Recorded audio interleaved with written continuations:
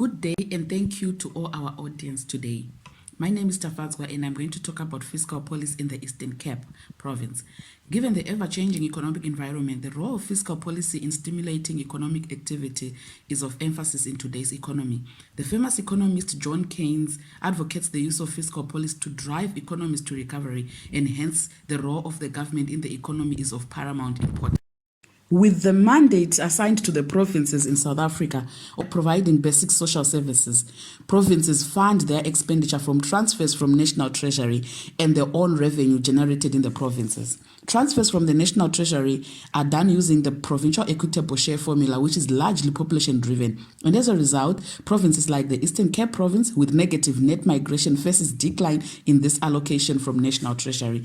This, coupled with the difficulty in increasing own revenue, affects the financial resources available for service delivery, indicating the importance of analyzing fiscal policy options and impact.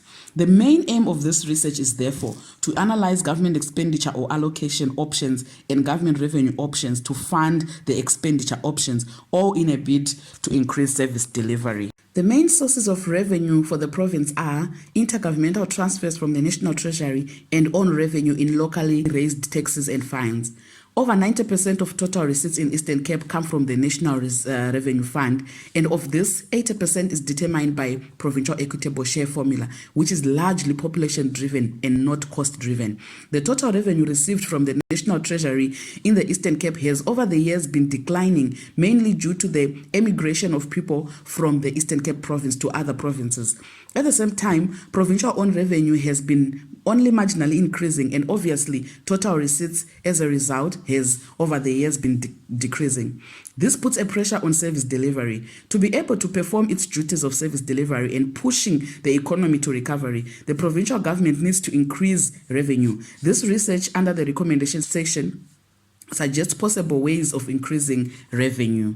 The bulk of government expenditure goes to the social cluster. Education accounts for about 43% of total expenditure and health 30%.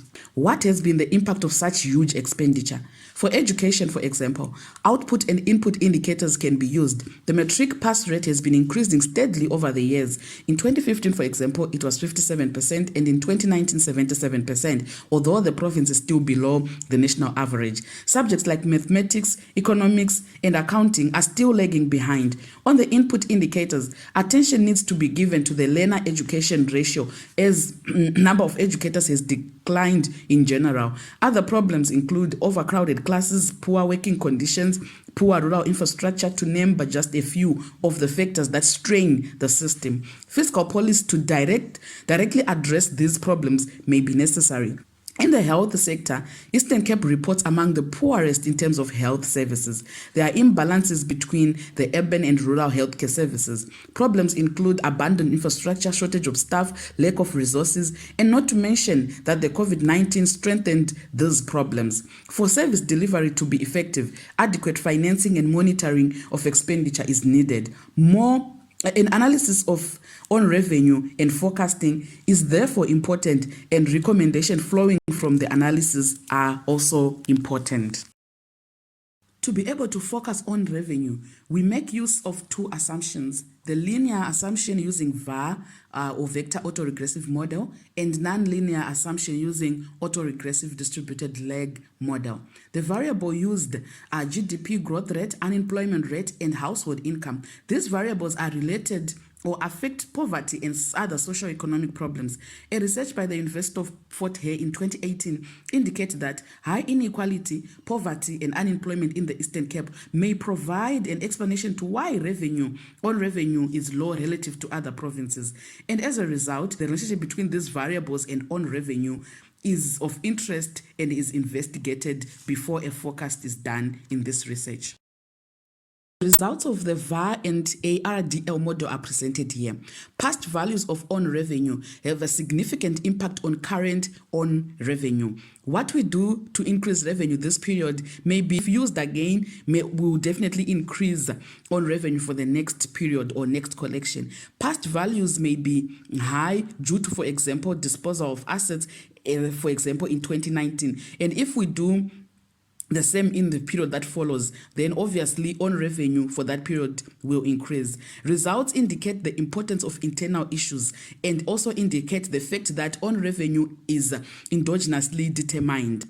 The results for GDP are also shown on this slide, and GDP has a positive and yet not significant impact on revenue. An increase in GDP ceteris paribus causes an increase in revenue. However, the relationship is not significant, meaning we should not rely on improvements in GDP alone, as it is not automatically translated into revenue. The issues of intensified collection, efficient allocation, efficient collection, internal issues is again reflected by the GDP results. Household income has a negative coefficient and is significant in determining revenue. This means that as disposable income increases in Eastern Cape Province, revenue declines ceteris paribus. This may indicate that there is, as people get more income, they tend to shun away from public goods and services. For example, they most probably make use of private hospitals. The officials may therefore need to put policies to attract even those with high income to make use of public goods and services so as to benefit from revenue collection. Unemployment results indicate insignificant results. The results indicate that there is no significant relationship. One cannot use unemployment as a tool to increase revenue, rather increasing employment as a tool to improve revenue alone. Overall, the fact that improvements in economic conditions are not easily translated into positive benefits in the province indicate that to increase revenue, we may need to address some structural issues or structural imbalances in the province that may be making it difficult for any improvements in the economy to be translated to increase in revenue. Policy needs to be put in place to address this. The main sources of revenue in the East Cape Province are the motor vehicle licenses and gambling fees. So it does not automatically mean that when GDP increases, for example, revenue will increase or people will pay more their licenses. Internal issues to make people pay more will need to be addressed. The results also indicate the impact of seasons in terms of revenue collection. Season 1 and 2, which is quarter 1 and quarter 2 of the year, indicate very low revenue collection in the province. Collection starts to improve towards the third quarter, and so collection should be maximized in these seasons. The conclusion from both linear and non-linear model is that we cannot rely on some improvement in the economy alone to increase revenue. Revenue is more endogenously determined than it is exogenously determined. Attention should therefore be paid to internal issues as well as correcting structural imbalances should any improvements in the economic conditions be translated into increase in revenue. The forecast is done from the VAR model, as it is one that has stationary data and is done using univariate model. Results of the forecast indicate that revenue throughout the forecast period takes a shape of the letter W. The first and second quarter or seasons take a nose deep decline both in 2021 and 2022 into the negative, followed by a sharp increase towards the third quarter. Third quarter is the peak, also as indicated by the seasonal effects shown under the VAR model results. Revenue is highly seasonal. Policies must therefore be put to deal with these seasonal effects and also to collect more in those seasons with high forecast. However, revenue is revolving around zero, meaning it is not going to significantly change unless some changes are implemented internally. Much effort than now in terms of collection of revenue. Policy recommendation in the next section suggests some ways that can be used to increase revenue. From the analysis done, policy recommendation will be given in the following areas: provincial revenue, expenditure, and to address socio-economic problems in the Eastern Cape Province. How can fiscal or policy be used to address these to ensure financial resources for service delivery and positive returns from fiscal spending? Under revenue, in terms of the provincial equitable share, demographic issues are significant. Although people highly migrate from Eastern Cape, their roots remain in the province, and during the holidays they return home and make use of the public goods and services. Eastern Cape has been losing on the PES because of the emigration of people from the province. My colleague Dr. Ini touched on this. Provincial government may present some demographic characteristics to try and elaborate and increase the allocation. For example, the number of elderly people require much use of the hospitals. In terms of revenue, how can revenue best be expanded? Channeling fiscals to projects that will broaden investor base to ensure future sources of revenue is another way. Efficiency in collection of own revenue through the following suggested ways. To encourage and attract payment by giving incentive to make it easy to pay. Invest in digital technology as elaborated by Dr. Izu, my other colleague. This makes it easy for people to view their statements and to pay. Segmentation and differential pricing may also be used. Is need to explore market heterogeneities and, where possible, exercise price discrimination, charging different rates to different people or to different market segments. However, for this to work, it has to be accompanied by several other strategies of improving revenue collection, e.g., maintaining satisfied customers, creating trust for customers, knowledge sharing, including proper communication and coordination, and above all, proper pricing and proper billing. Discounting can also be used as a revenue enhancement tool. Early settlement of accounts or bills, incentives, motivating or attracting prepayment, which can be used to capture the risk-averse customers. A research done by the University of Fort Hare and also in the 2017 budget speech by the Eastern Cape MEC of Finance, it identified key sectors in which additional revenue can be collected in the province. This includes the transport, the agriculture, rural development, and agrarian reforms, healthy, to name but just a few. Most of these departments with potential need to sort out their registers or databases first and to strategize and plan for motivation for revenue retention. Also, as a re-emphasis, departments may try to reduce using third-party revenue collection points. If this cannot be avoided, then adequate follow-up of these third parties must be made. Establishing own payment station may reduce cost and increase efficiency. Under the expenditure, every expenditure must yield result. The huge expenditure in education and health needs to be backed by improvement in infrastructure, more especially in the rural areas, to make education and health accessible. Improve input indicators, e.g., fiscal injection to retain and attract qualified educators, and make use of various higher learning institutions in the province to provide or facilitate voluntary support programs, for example, tutorial, career guidance, research, to name but just a few. There is great need now more than ever for reprioritizing and constant monitoring and adjustment so as to drive Eastern Cape province to growth, chasing the provincial development plan. On structural issues, unemployment, poverty, and inequality puts a huge burden on fiscals if not addressed.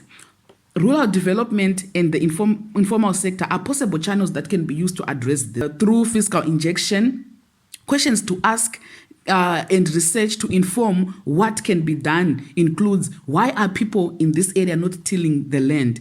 The agricultural sector needs to be given more attention in the province through increased injection now for possible increase in revenue from it in the future. The migration of people from the province indicates desperate search for jobs, and the majority of the province population lives in the rural area, and yet agriculture only contributes 6% to regional output, and yet the region accounts for the bulk of arable land. Fiscal injection can be directed to this sector both to address socio-economic problems of poverty and unemployment, and also to prepare the sector for future revenue flows for the province. Fiscal expenditure to increase research, training, skill development programs, improve infrastructure, for example, roads, to link farmers with both local and internal markets may be needed. The investment in agriculture sector must be to create permanent jobs and to invest in agricultural technology, rural infrastructure, and give market information. The Ilima Labantu initiative in the province, as an example, much emphasis must be given to such initiatives. The informal sector, on the other hand, is another important channel. As stipulated in the National Development Plan, that the aim is to reduce unemployment and the informal sector employment to grow from 17% to 25%, meaning this sector provides opportunity. The province therefore needs to look at how it can be used to address poverty in the economy. Fiscal injection in this sector may therefore go a long way. In conclusion, government expenditure remains a significant injection into the economy. The research emphasizes continuous monitoring and reprioritizing in line with the changing environment and changing characteristics of the population. The emphasis is on microeconomic issues that is within the system to increase on revenue. And these include efficiency in revenue collection, exploring other possible revenue channels in the province. In a nutshell, political will is needed now more than ever as the province is responsible for prioritizing their resources appropriately and reducing wasteful spending. For expenditure to be maintained or increased so as to stimulate the economy, the revenue base needs to be expanded and internal issues to be channeled to increase collection for better service delivery. Thank you.